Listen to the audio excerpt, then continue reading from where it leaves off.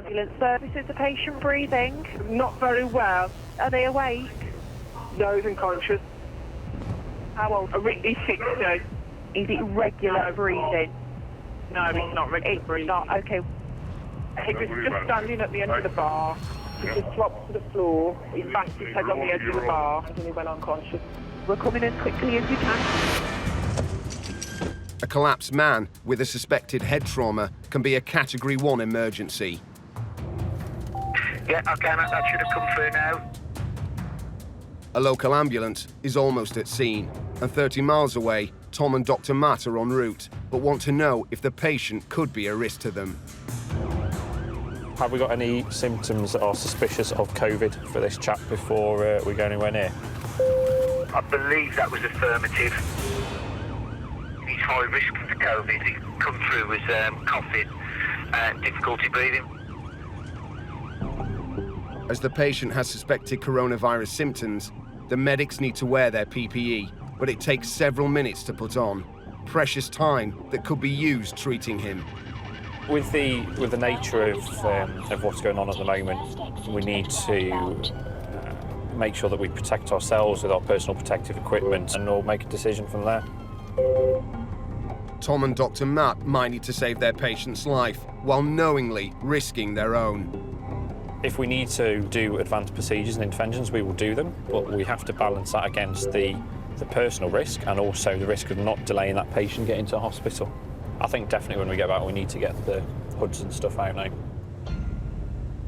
So there's an ambulance crew on scene with a patient who has had a cardiac arrest. They've resuscitated him and managed to get his heart restarted again. Because his heart has been stopped for a period of time, there's been a lack of oxygen going to his brain. So now that his heart has restarted, he's quite agitated and combative, and they're struggling to manage him at the moment. So we're going to try and intercept them on the way to the hospital and see if we can offer anything, potentially giving this man an anaesthetic to stabilise his condition and transfer him onto a hospital. They've decided to meet the ambulance en route, as it will save time and ensure the patient gets vital treatment as quickly as possible. We're going to make a rendezvous point for, we're thinking, M42 Junction 9 at crew only just leaving scene, so that looks like it's going to be the next place. The issue that we've got with this patient is they're quite a long way away, so the plan ideally is going to be for them to load the patient on the ambulance if it's safe and then travel towards us and us meet them on the way to hospital just to try and save delaying any time there. If we're looking to either side, it's going to be aerosol generation procedure. So this triggers for high-risk PPE, so that's full high-risk PPE visit. Yeah, all right, we are at the RVP anyway. We'll wait for the crew to get to us. If the patient's heart stops again, Matt and Tom may have to perform life-saving interventions in the closed confines of an ambulance on a patient suffering a killer virus. If so, they'll need their PPE, but it takes 10 minutes to put on. So what we might do is just open the door, just chat to them, and then make a decision from there. Hi guys, you all right? We're not going to come in just yet, we're just going to have a chat to you if that's all right. From our understanding, it's a cardiac arrest. You've then shocked him, or...? No shock.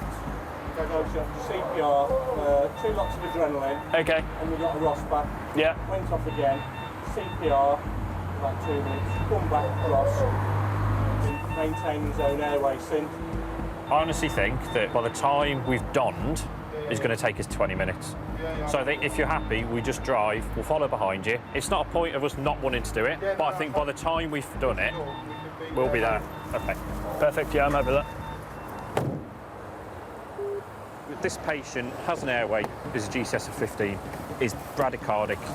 So we are 10 minutes. Tom and Matt decide the best course of action is to follow the ambulance and not delay its journey further. So the plan currently is to follow the crew into hospital. Should they need any assistance, then we're here, we'll have to pull over and have to get our PPE on. But ultimately the best thing for this chap is to get him to hospital as quick as possible.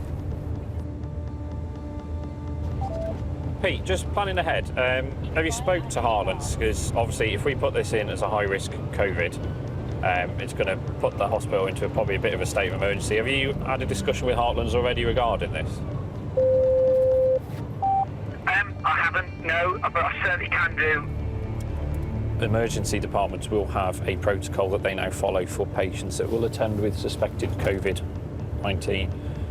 Again, that is probably going to tie up a significant amount of staff. So yeah, it's probably going to need an RSI on arrival. So again, if you do the high-risk COVID thing, that'll be great, and we'll be there in just under 10. It's cumbersome and time-consuming to put on, but over the next few weeks and months, the NHS will come to rely on supplies of PPE like never before.